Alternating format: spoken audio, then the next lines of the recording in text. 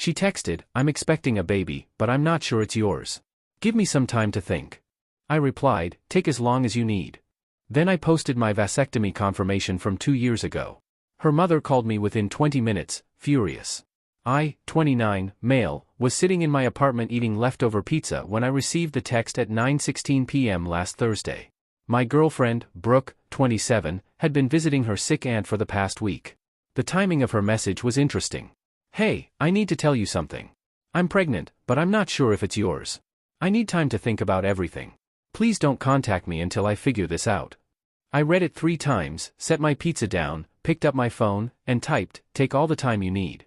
Then I went to my filing cabinet, pulled out my medical records, snapped a photo of my vasectomy confirmation from 2 years ago, and shared it on Instagram with the caption, "Best decision I ever made. 2 years strong." My phone blew up within minutes. First came Brooke's best friend, Haley. "WTF? What are you doing?" Then Brooke herself. "Delete that now." Then came the call from her mother, Diane. I let it ring twice before answering. "You worthless piece of trash. How dare you embarrass my daughter like this?" "Hello to you too, Diane. Delete that post right now or I swear to God. Your daughter just told me she's pregnant with someone else's child. I'm celebrating my life choices." Problem: the yelling that followed was so loud I had to hold the phone away from my ear. Something about ruining Brooke's reputation, destroying her future, being a pathetic excuse for a man. I waited until she caught her breath. "Diane, quick question. Did you know about the other guy?" Silence. "That's what I thought." I hung up.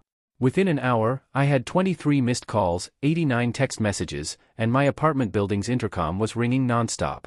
I turned everything to silent and went back to my pizza.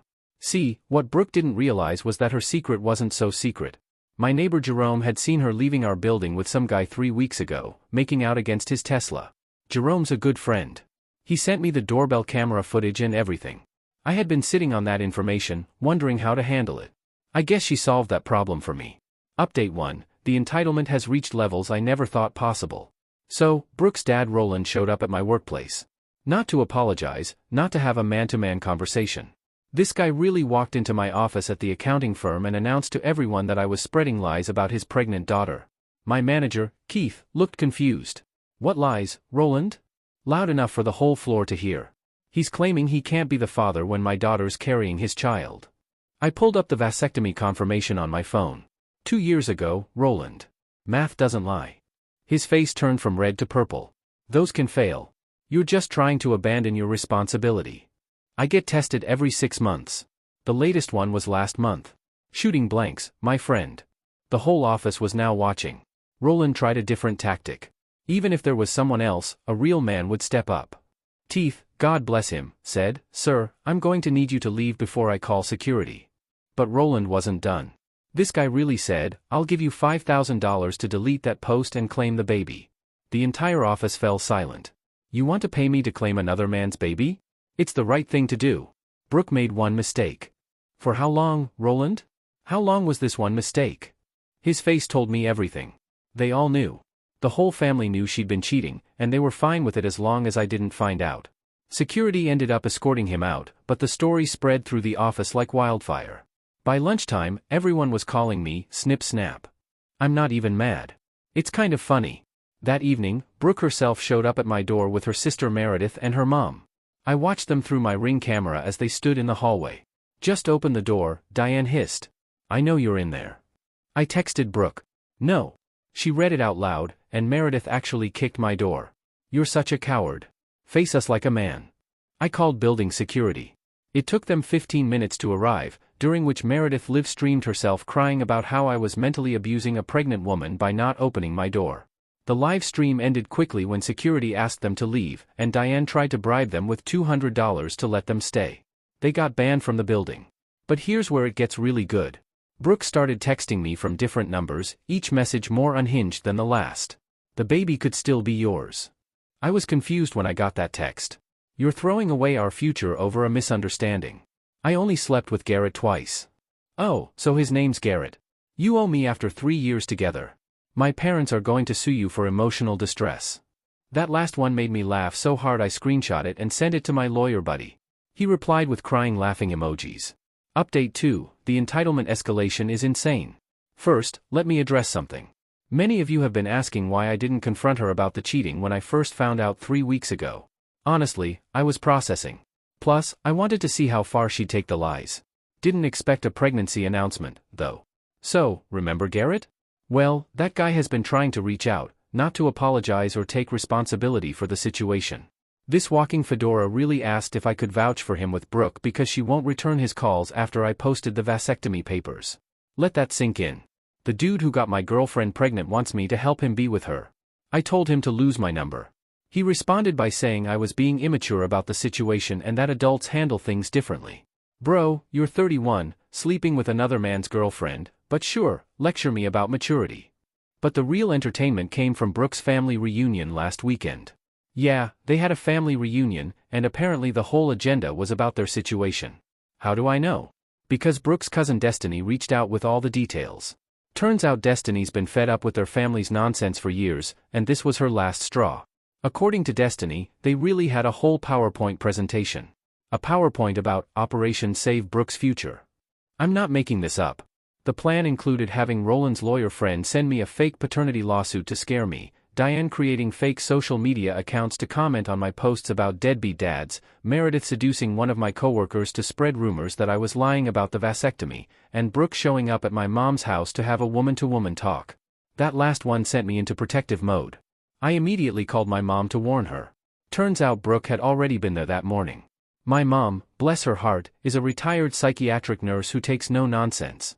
She let Brooke in, made her tea, listened to her whole sob story, then calmly said, "Sweetheart, you cheated, got pregnant by another man, and now want my son to raise that baby? What medication are you on?" Brooke apparently burst into tears and said my mom was supposed to be on her side as a fellow woman. My mom's response? "I'm on the side of not raising another man's baby.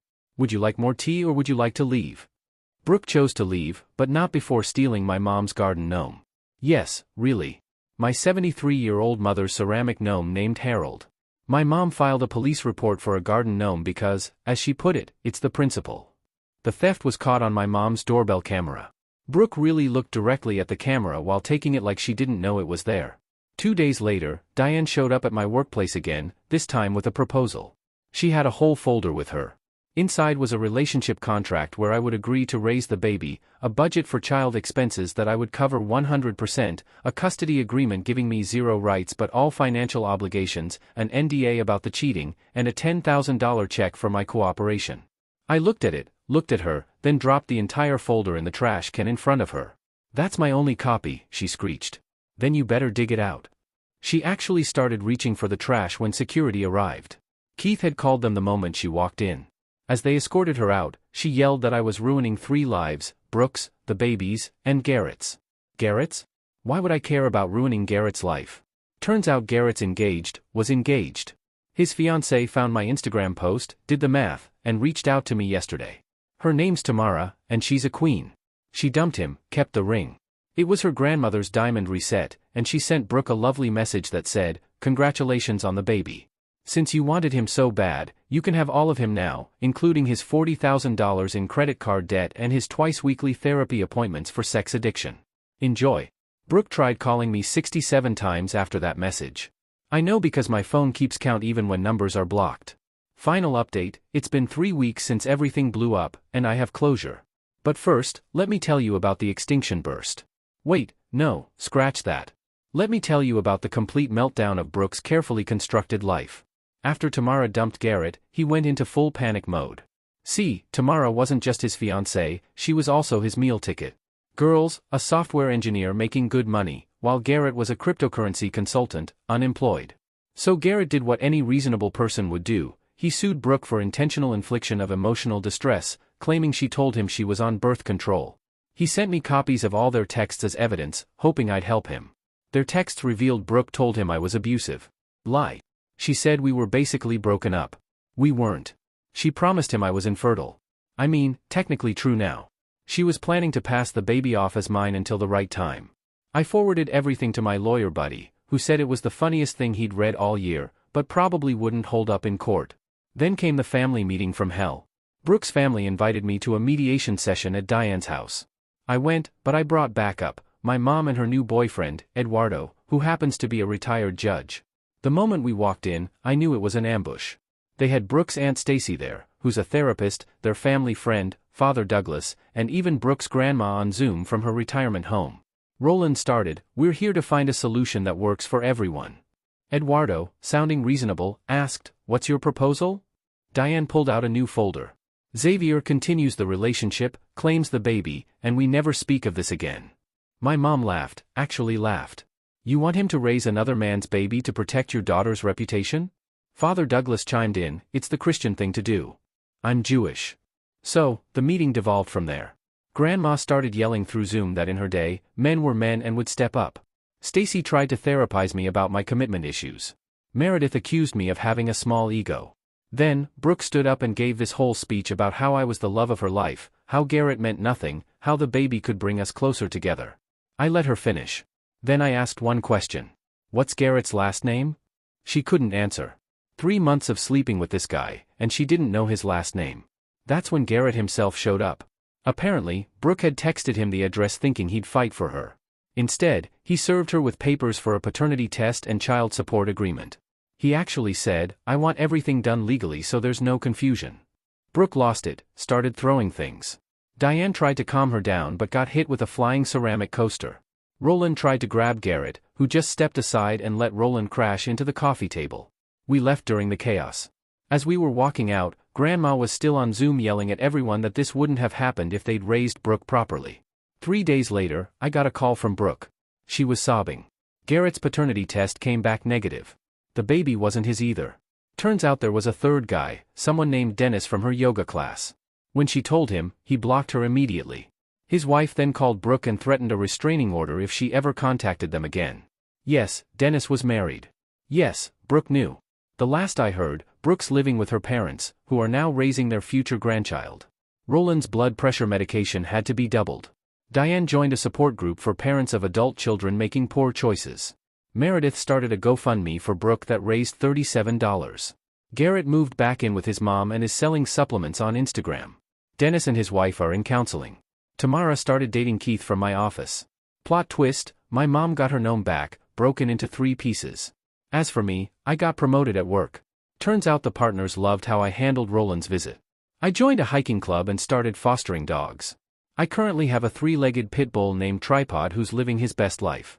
Brooke still texts me occasionally from new numbers. Last week, she sent, "I hope you realize what you threw away." I replied with a photo of Tripod wearing sunglasses. She sent back, "You replaced me with a dog." I didn't respond, but yeah, pretty much. Tripod doesn't cheat, lie, or steal garden gnomes. He just wants belly rubs and chicken treats. Significant upgrade. Oh, and remember that vasectomy? Still the best $800 I ever spent. Getting Tripod neutered next week too. Solidarity, my brother. To everyone asking if I regret not giving her a chance, nah, she had every opportunity to tell the truth. She chose chaos instead. I chose peace. And honestly, Tripod's a better roommate anyway. At least when he humps someone's leg, he's honest about it. Edit, since everyone's asking, yes, this is real. No, I don't know what happened with baby Dennis. That's not my circus anymore.